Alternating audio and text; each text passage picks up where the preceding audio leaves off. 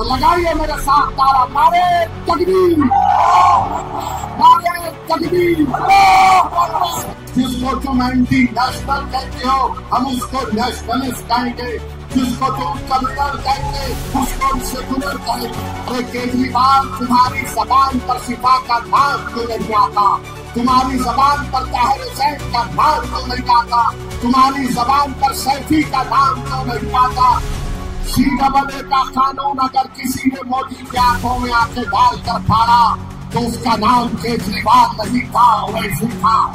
अरे मुझे कोई फर्क नहीं पड़ता, तुम जितना बोलना चाहते मेरे बारे में बोल दो, क्योंकि ना तुम मेरी खबर में आने वाले हो ना मैं तुम्हारी खबर में आने वाला हूँ।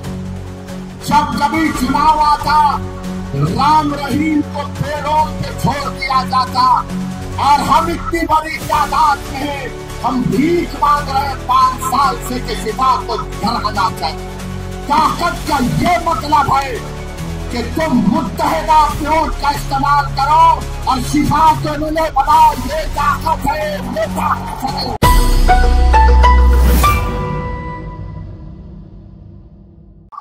मैं कहूँगा देखो देखो कौन आया, देखो देखो कौन आया, देखो देखो कौन आया।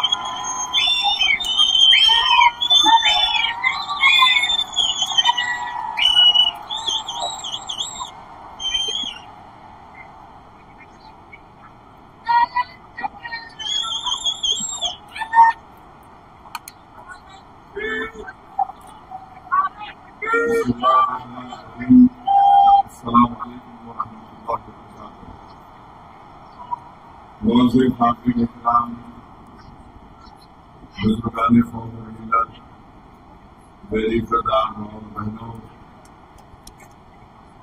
मयूर नौजवान साथियों, मंच पर बैठी हुई नूरीन फातिमा, दिल्ली के मजलिस इत्तेहाद मुस्लिमीन के सदर सैयद जहांगीर साहब, पार्टी के national spokes person Hasan Rafat साहब, मेहताब चौहान साहब जो हमारे वेस्टर्न यूपी नुमाइंदे इंचार्ज हैं, मुदस्सिर साहब, सैयद मुदस्सिर रिजवी साहब, करीमी साहब, महमूद साहब, आलिफ सैफी साहब, रफत साहब, सना नबी साहब, सबीना बेगम साहिबा, मेरे अजीज दोस्तों, बुजुर्गों, मैं आप तमाम का शुक्रगुजार हूँ कि आपने अपना कीमती वक्त निकालकर आज यहाँ पर शिफाउर रहमान साहब के इंतखाबी जलसे में आपने शिरकत की और इतनी बड़ी तादाद में हमारी माओ बहनों का, आप तमाम का, बुजुर्गों का जमा होना नौजवानों के साथ यकीनन इस बात का पैगाम देता है कि इंशाअल्लाह ताला ओखला में अब की बार जालिम कामयाब नहीं होगा, मजलूम कामयाब होगा इंशाअल्लाह। अब की बार ओखला में फिरौन का साथी कामयाब नहीं होगा, बल्कि मूसा का साथी कामयाब होगा। अब की बार ओखला से यजीद का परचम नहीं लहराया जाएगा, हुसैनी परचम लहराया जाएगा। अब की बार ओखला से झूठों को कामयाब होने नहीं देंगे, सच्चाई को कामयाब करेंगे। मेरे अजीज दोस्तों और बुजुर्गों, मैंने पहले भी कहा था और आज भी कह रहा हूं, मैं ये बात समझने से कासिर हूं कि दिल्ली प्रदेश का मुख्यमंत्री जेल को जाता है, उस पर भी तकरीबन उतने ही सीरियस आईपीसी के चार्जेस लगते हैं, पीएमएलए भी लगता है। मगर आखिर क्या वजह है कि सिसोदिया पर भी शराब का इल्जाम, केजरीवाल पर भी शराब का इल्जाम, जैन पर इल्जाम, खुद ओखला के आम आदमी पार्टी के मौजूदा एमएलए जो करीब रिटायर होने जा रहे हैं इंशाअल्लाह, उनको भी जेल में डाला गया। ये 4 जेल को जाते हैं और ऐसा जाकर निकलते हैं कि जैसा कोई अपने ससुराल में जाकर मुंह दिखाई करके आ गया। 6 महीने मुख्यमंत्री केजरीवाल जेल में रहे। 6 महीने के बाद उनको बेल मिल गई। सिसोदिया 12-15 महीने रहे, बेल मिल गई। जेल काफी लंबा अरसा रहे, जेल मिल गई। यहाँ के मौसूफ जेल को गए, वापिस आए, फिर गए, फिर वापिस आए। आखिर इनके पास ऐसी कौन सी जादू की छड़ी है जो शिफा के पास नहीं है? आखिर ये क्या वजह है कि इनको इंसाफ मिल जाता है, इनके घर वाले इनसे महरूम नहीं होते, इनके चाहने वाले इनसे महरूम नहीं होते? अगर आज हमारी बहन शिफा की तड़प में आपके दरमियान में आकर कह रही है, तो हमारी बहन को भी वही हक हासिल है जो केजरीवाल की बीवी को भी हासिल है। याद रखो, अगर केजरीवाल की बीवी को तकलीफ हुई और केजरीवाल वापिस आ गया, तो नौरीन का हस्बैंड वापिस क्यों नहीं आया 5 साल में? अगर सिसोदिया के घर वाले परेशान हैं, तो क्या सिसोदिया, केजरीवाल और यहाँ के घर वालों की परेशानी शिफा और ताहिर हुसैन की तकलीफ से ज्यादा हो सकती है? क्या दोनों इंसान नहीं हैं? ये बात आपको गौर करना पड़ेगा। इंसाफ सबसे होना चाहिए। यहाँ मुकदमा चलता नहीं है, वहां मुकदमे की हियरिंग हो जाती है। यहाँ पर टाइम लिया जाता है, वहां पर बेल पे बेल दी जाती है। तो मेरे अजीज दोस्तों, मेरी सरदार और मां और बहनों, ये बात आपको समझना बहुत जरूरी है। दूसरी बात यह है कि मजलिस पर इल्जाम कि मजलिस में क्यों दिया शिफा को? अरे याद रखो, अगर चुनाव फिर होगा, फिर शिफा को देंगे, या जो जेल में बैठा है वो मजलूम है तो उसको टिकट देंगे। ये मजलिस की पॉलिसी है। हम जानते ही हैं कि जो जिसको दबाया जा रहा है, जिसको तुम एंटी नेशनल कहते हो, हम उसको नेशनलिस्ट कहेंगे। जिसको तुम कम्युनल कहते, उसको हम सेकुलर कहेंगे। तुम्हारा एजेंडा हम कबूल करने को तैयार नहीं है। ना केजरीवाल का एजेंडा कबूल करेंगे, ना मोदी का एजेंडा कबूल करेंगे। हम अपना एजेंडा तय करके जनता में आए हैं और जनता से कह रहे हैं कि अब की बार ओखला से शिफा को आपको कामयाब करना है। इसलिए कामयाब करना है कि एक पैगाम देना है उन वक्त के फिरौनों को कि तुमने जुल्म किया, तुमने ऐसे कई नौजवान बच्चे और बच्चियों को जेल में डालकर उनकी जिंदगियों को बर्बाद कर दिया। वो मासूम बच्चे ताहिर हुसैन आज वापस आए। जब ताहिर हुसैन जेल में गए थे, उनका बेटा मुझसे कह रहा था कि सद साहब, मेरी उम्र 15 साल की थी, मैं 5 साल में एक मर्तबा भी अपने अब्बू का हाथ पकड़कर महसूस नहीं किया। आज 5 साल के बाद मेरे अब्बू सुप्रीम कोर्ट के ऑर्डर पर आए हैं। तो मैंने पूछा, क्या किया तुमने पहली मर्तबा? तो कहा कि मैंने अपने अब्बू का हाथ पकड़कर उसको महसूस किया कि मेरे अब्बू हैं। ये हाल करके रख दिया गया है और तुम बोलते कि मजलिस फिरका परस्ती करती है। अरे केजरीवाल, तुम्हारी जबान पर शिफा का नाम क्यों नहीं आता? तुम्हारी जबान पर ताहिर हुसैन का नाम क्यों नहीं आता? तुम्हारी जबान पर सैफी का नाम क्यों नहीं आता? अरे क्या जुल्म किया था इन्होंने? तुम्हारी तरह शराब का कारोबार या पॉलिसी का ऐलान तो नहीं किया था इन्होंने। एक जालिम हुकूमत के काले कानून के खिलाफ एहतजाज हुआ था। वो एहतजाज भारत की तारीख का एक तारीखी सुनहरा एहतजाज था, जिस एहतजाज को हमारी माँ और बहनों ने शुरू किया, उस एहतजाज ने सारे भारत के नौजवानों को, हमको एक हौसला दिया और सारे भारत में शुरू हो गया शाहीन बाग हम भी बनाएंगे, शाहीन बाग हम भी बनाएंगे। मैं सलाम करता हूँ आपको, मगर आपसे कह रहा हूँ, जब आपने अपनी ताकत और बलबूते के ऊपर बगैर किसी सियासी पार्टी इताई किए तुमने सारे मुल्क को एक पैगाम दिया कि किस तरह जमहूरियत में एहतजाज होता है। आपने कामयाब एहतजाज चलाया। आज वही एहतजाज की जरूरत है।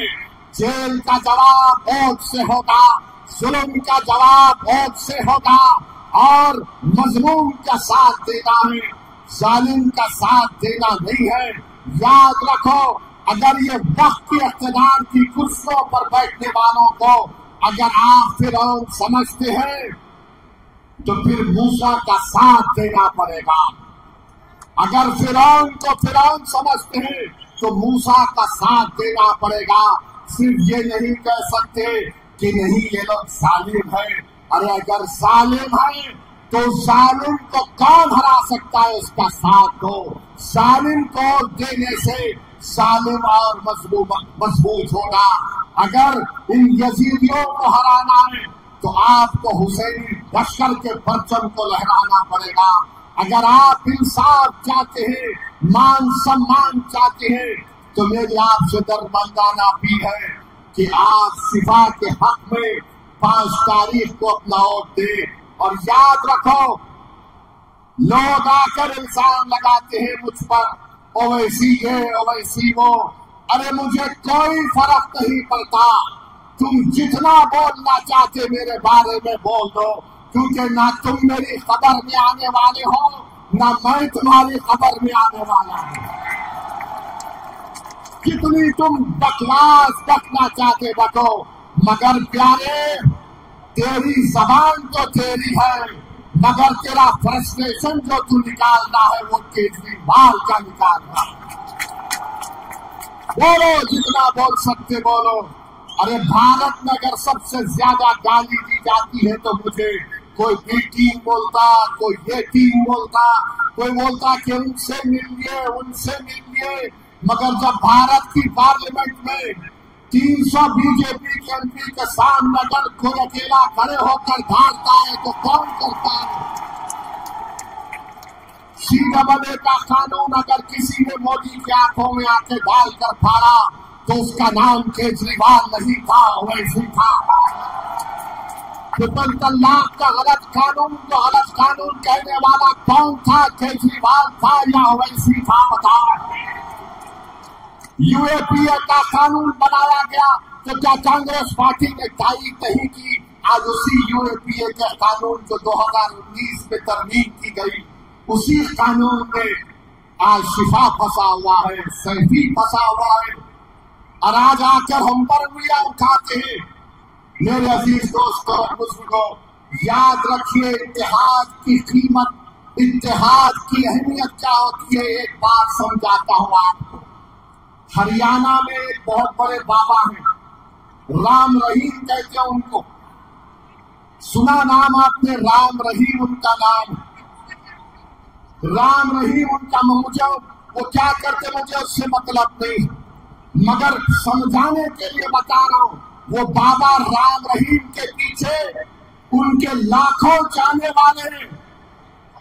जब कभी चुनाव आता, राम रहीम को पेरोल पे छोड़ दिया जाता और हम इतनी बड़ी तादाद में हैं, हम भीख मांग रहे हैं 5 साल से कि शिफा को घर आना चाहिए। तुम में ताकत है मगर तुमको एहसास नहीं है। राम रहीम के पीछे उसके चाहने वाले लाखों, शायद 10-15 लाख होंगे और उन 10-15 लाख के लिए हर बार उनको छोड़ा जाता है। सोचो तुम्हारी ताकत क्या है, तो सोचो तुम्हारी अहमियत क्या है। यही बात जब मैं कहता हूं तो कल से आप देखेंगे ओवैसी फिर से भड़काऊ भाषण किया। मैं सच्चाई को बयान करना। आज अखबार में पढ़ा कि बाबा राम रहीम को पेरोल पे छोड़ दिया गया है। कोर्ट ने उनको सजा दी।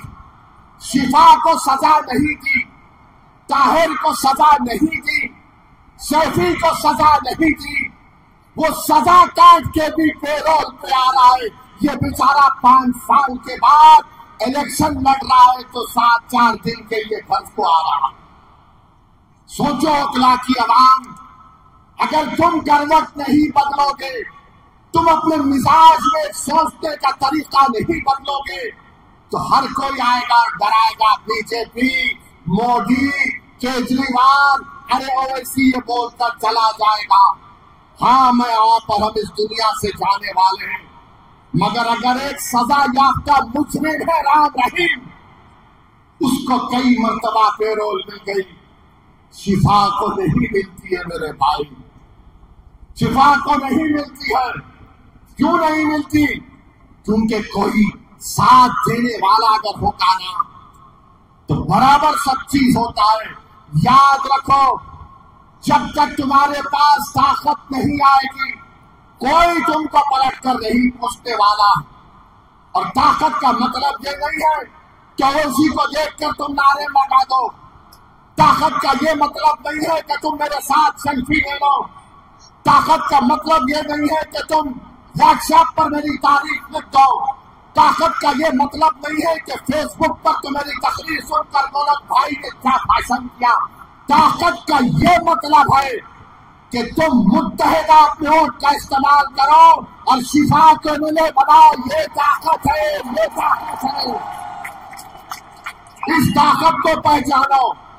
सिर्फ जाकर कोई नेता मिला, आपके साथ फोटो, बोला आपके साथ फोटो, ये ताकत नहीं है, ये गुलामी है।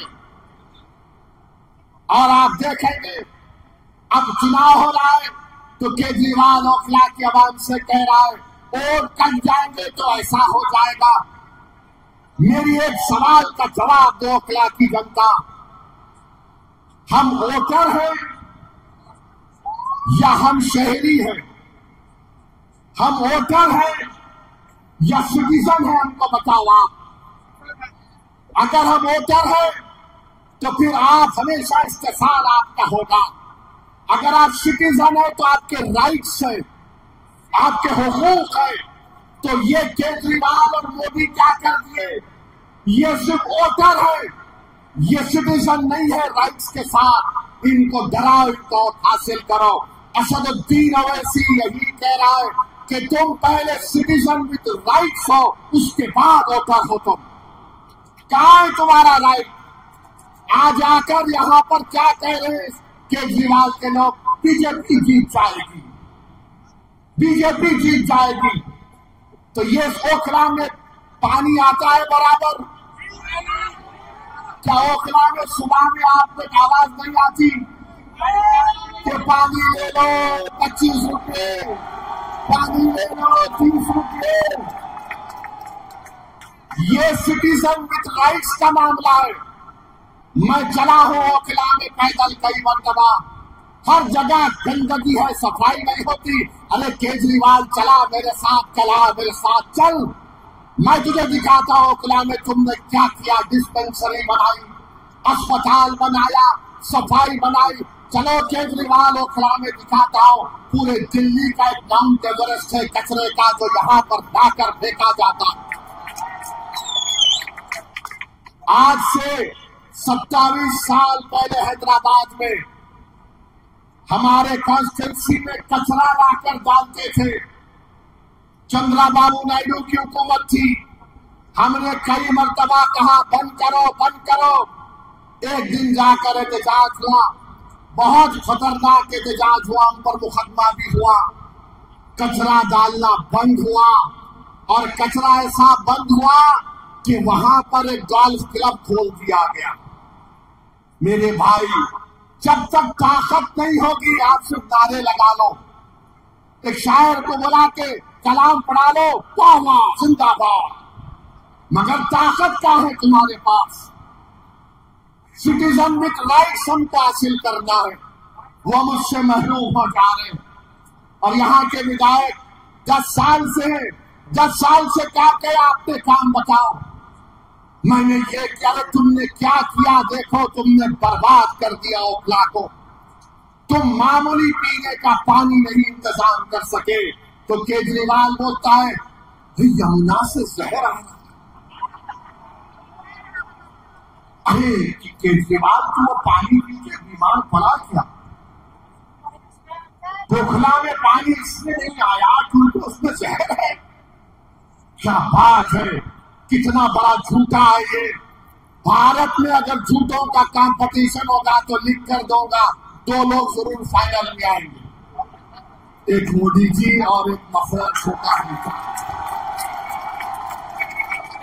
दोनों में रुक जाइए भाई जाइए, दोनों में जबरदस्त कंपटीशन होगा। मेरे अजीज दोस्तों और बुजुर्गों, एक और मिसाल आपको देता हूं। 2021 में एक बच्चे को कत्ल कर दिया गया था, मैंने उसकी मजम्मत की। ये आम आदमी पार्टी के लोग बोले क्या हम नारा नहीं लगा सकते?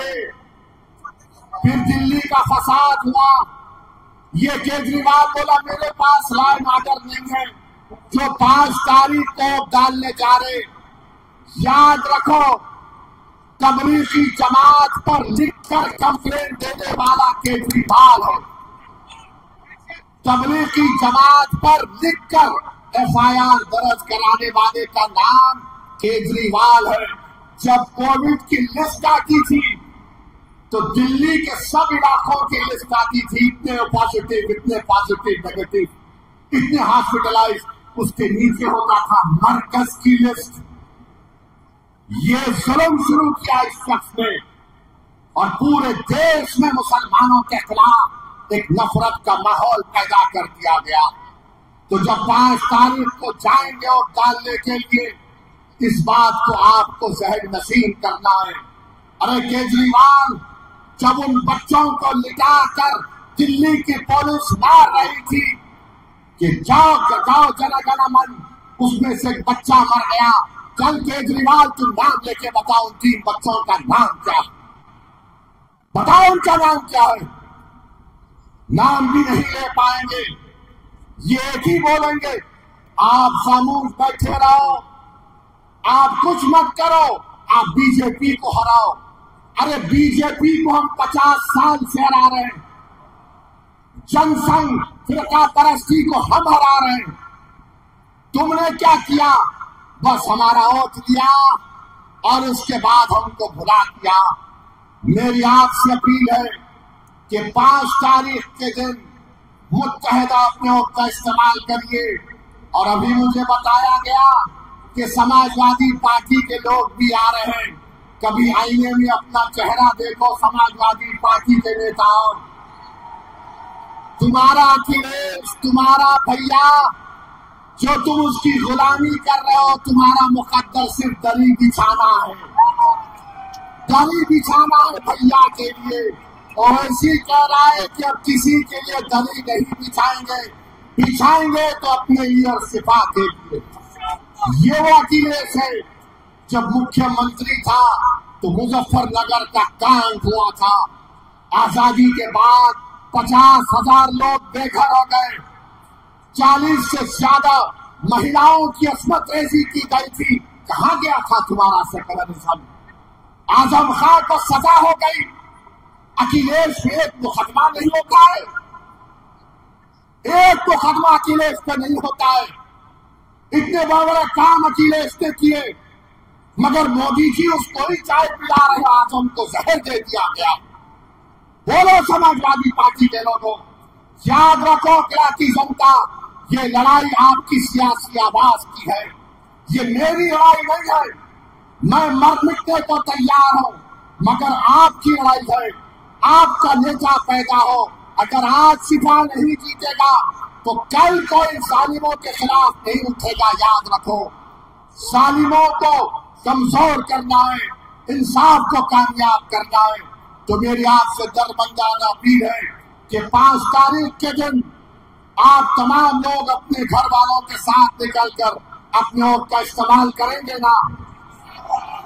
बटन के निशान पर बटन दबाएंगे आप फिरौन को हराएंगे, आप फिरौन को हराएंगे। आप जालिम को हराएंगे, आप इंसाफ को कामयाब करेंगे। तो लगाइए मेरे साथ तारा, नारे तकबीर, नारे तकबीर। अस्सलाम वालेकुम व रहमतुल्लाहि व बरकातहू। कल से आपका हीरो शफाउर रहमान